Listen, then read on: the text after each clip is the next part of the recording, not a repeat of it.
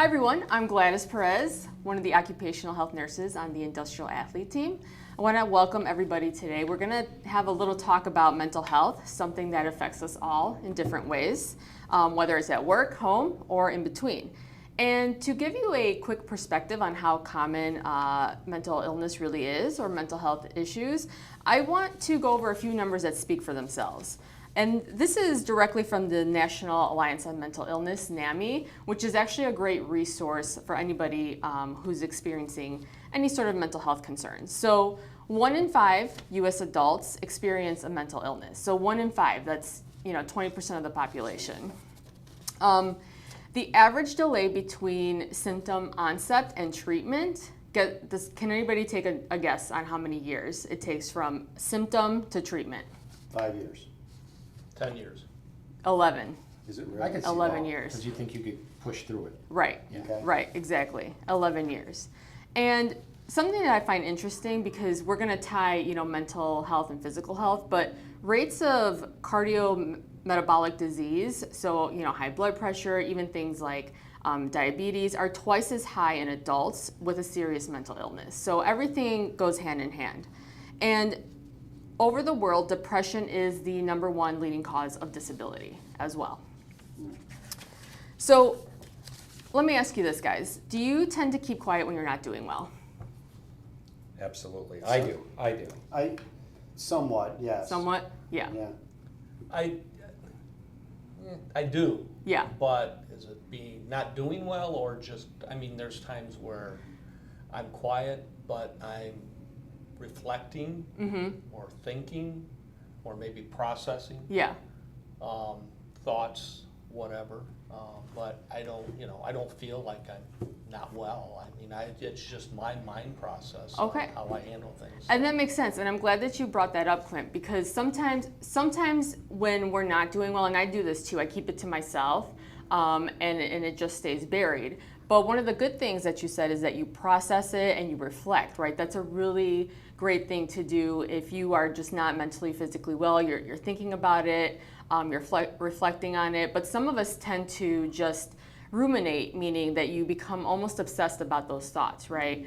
I want to encourage everybody, though, if just saying I'm fine, right? Sometimes people can tell if you're a little bit off, right? And if you just keep saying I'm fine, that can feel lonely, right? It can be a little bit isolating. So one of the things that I have found in other groups is stigma, right? People don't want to share that they're not doing well because of the stigma. Oh, people will think I'm, quote unquote crazy, or, mentally ill. So there is still a lot of stigma. But check in on others, right? Check in on yourselves. If you see somebody's not doing well, hey, how are you doing today, right? Simple as that. It lets people know that you care, And if you're comfortable, talk to people, right? Because sometimes that can release a load a little bit. And mental health is just as important as physical health. And I touched on that a little bit earlier.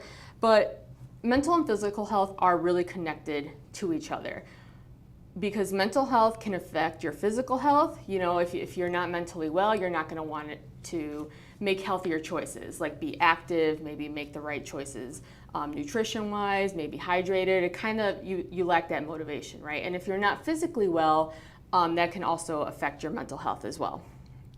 So self-care is essential to prevention and treatment. So we're going to talk about that a little bit later, but let's talk a little bit about depression, because when I say depression, what do you guys think of? If somebody's depressed, what do you guys think of? Lonely, okay. grieving. And like you were saying, real quiet. Like they don't want to, they just, go into Inside, go into a shell. Yeah. And, maybe a dark room. Right. They don't want to go out and about, rather stay in bed or stay on the couch. Yeah. And those are all very good examples of when you think of depression, what do you think of, right? But some things are a little bit more too, like there's a little more symptoms than just that, right? Those are kind of the basic big ones, but some things that can also be depression are sleep disturbances. So maybe sleeping too much or too little. Same thing with eating too much or too little. Low energy or fatigue. excessive feelings of guilt, difficulty concentrating or focusing. Maybe somebody is more agitated than normal, right? Because they don't know how to get these feelings out, right? We already said appetite. And then, thoughts of harming oneself too, right?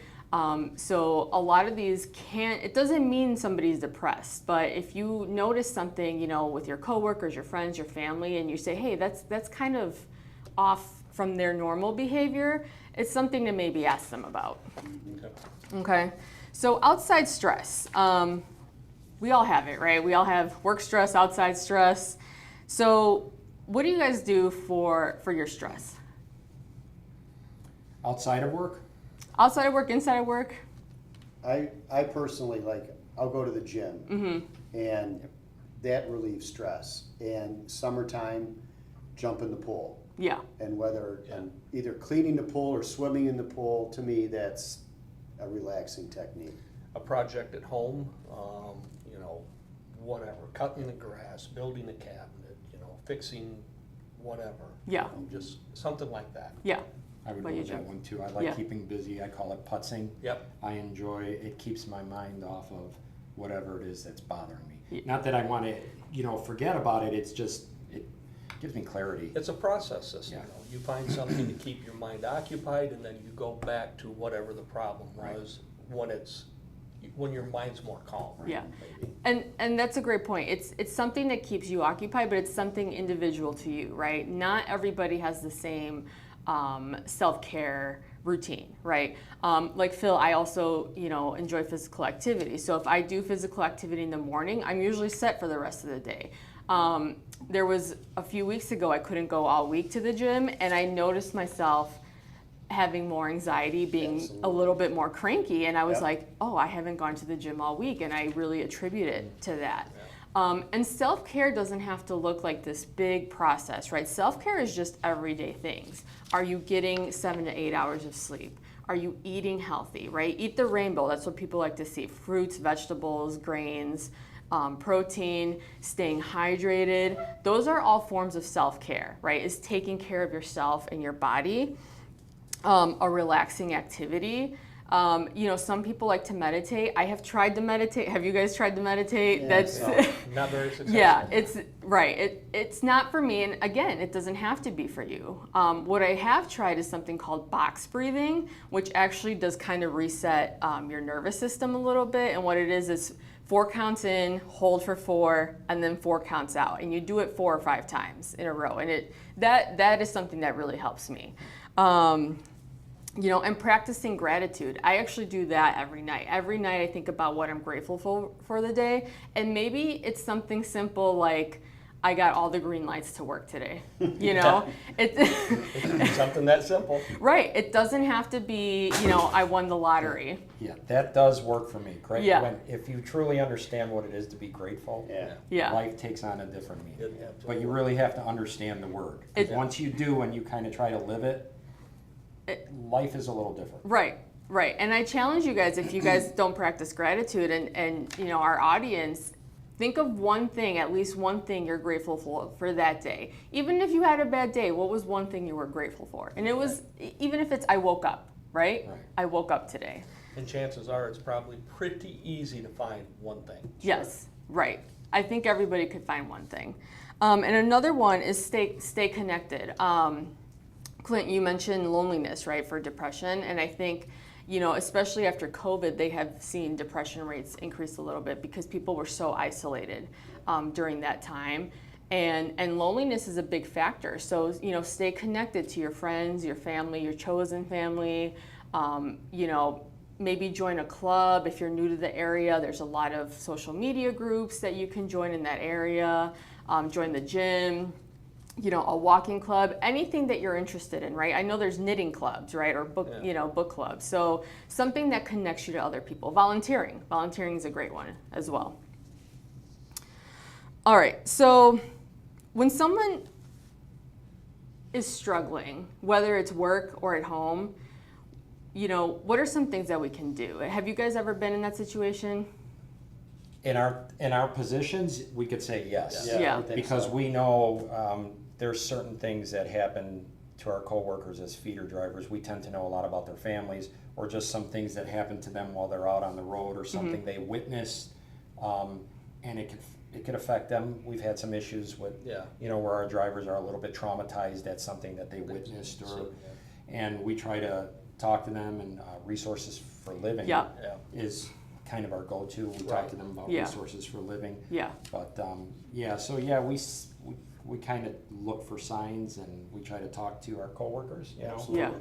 Yeah. So. No, and that's awesome, right? And that's the thing. If we see something, say something, right? Hey, Jim, I've noticed you've looked a little sad lately. What's going on? And a lot of people will open up, and a lot of people won't. But I'm glad that you mentioned Resources for Living, because even if they won't open up to you, they might open up to Resources for Living. And for anybody who doesn't know, that's our employee assistance benefit program. And Resources for Living is not just for when you're feeling down. It's actually for everyday life. I would say don't wait until you're in a crisis situation to look into Resources for Living. They have a lot of great programs. And even if it's something like, hey, school's making me a little bit anxious. I know we have a lot of employees who are in school, and I tend to see a lot of that myself on my end. Reach out. They can certainly assist you for anything. And some of the things that we can ask people who are struggling, and even at home, right? If you see somebody at home, how can I support you? And it's the way we ask these questions, right? Instead of asking, are you okay, right? Are you okay? They'll give you a yes or no, right? And it's usually yes, right? That's what standard answer. Right. Well, yes, like everything's fine. You see somebody, how you doing? Right. Okay. Right. Exactly. But if you say, hey, I've noticed you look sad. How can I support you? Right? That's not a yes or no question. So they'll actually have to open up a little bit for you. Maybe offer help with everyday things. If it's a family member that lives in your household, or a child, Resources for Living is available to them as well, right? So it's completely free, confidential. It's a great support, and there are other mental health support in your area. NAMI, N-A-M-I, that is a great resource as well. And there's local chapters that will hook you up, depending on where you live, to maybe support groups, resource groups. So I really, always recommend NAMI as well. Because I know that some people, will say, oh, I don't know if I want to call Resources for Living, but there are other avenues that you can take as well. Any final thoughts, guys? There's always help. Yes. You just gotta. There's always help. Yeah. Well, and it's interesting because Clint will organize probably once every quarter, if not more, a Resources for Living PCM. Good, yeah. And it always surprises me how many of those pamphlets actually leave the table. Yeah. Where, people are not going to admit they need help, but, they will take the pamphlet. Yeah. And hopefully they use it to their benefit. Yeah. But it's surprising that people will, just on their own take the pamphlet. Yeah. And during the PCMs, it's also surprising the amount of people that claim they didn't know that benefit existed. And it's like, man, you've been around forever. Yeah. We talk about it all the time. There's posters all over the place. I always find that surprising. We do hear as that. well. We didn't even know. And I mean, fortunate in terms of catch, we know a lot about this because, of our positions within CHSP, so we can guide them to Resources for Living. We can guide them to, maybe you need to take a little time off and, be with your family. Yeah. Well, what am I going to do? And we know about, how the short-term disc with the Hartford, this is a family issue. You need to take care of your family first. And we know how to navigate that. And they usually tend to come back and say, thank you so much. I got my affairs in order. That's awesome to hear. And actually, for the new hires, when Phil has them in mentoring class, he goes over that with them. He breaks it down to them, explains it to them. That's awesome. All that. So, yeah. Right from day one when they come into the company, they're getting the knowledge of Resources for Living. Yeah. But like most of them, they just kind of put it away and forget about Right. it until they need it. You do and forget. then they forgot about it. Yeah. Like that. So, And I always tell employees, hey, even if you don't need it now, take a look at their website, right? Because you might need it in the future and you'll remember, Website's you know. pretty good. yeah. What I love about it is the legal stuff too, because they have a lot of legal information, and you do get a free, I think it's a 30-minute legal consult if you need it. Same with financial, Right. you know. So it's not just counseling, although counseling is a big part of it. But you're right. I always get surprised when people tell me they haven't heard of it, you know. But the fact that you guys keep promoting it, you keep talking about it, that also helps with the stigma, right? Hey, it's normal, Yeah. you know, to not feel yourself. Like, that's okay, but there's help available, right? So that's the biggest thing. So I want to thank you guys for always promoting it, for talking about it, because it's just, you know, that's how we reduce stigma and help people. Yep. We all have our moments. Yes. I don't think anyone does not Right? go Yeah. through that. You're right, because when we're out of here, I'm gonna take care of you. I'm in trouble. Uh-oh. I'm in trouble. I think I drive my coworkers nuts. Oh, that's all right. That's all right. So do I. Well, this was good. Yeah. Yeah, thanks, Gladys. Oh, of course. No, this is good.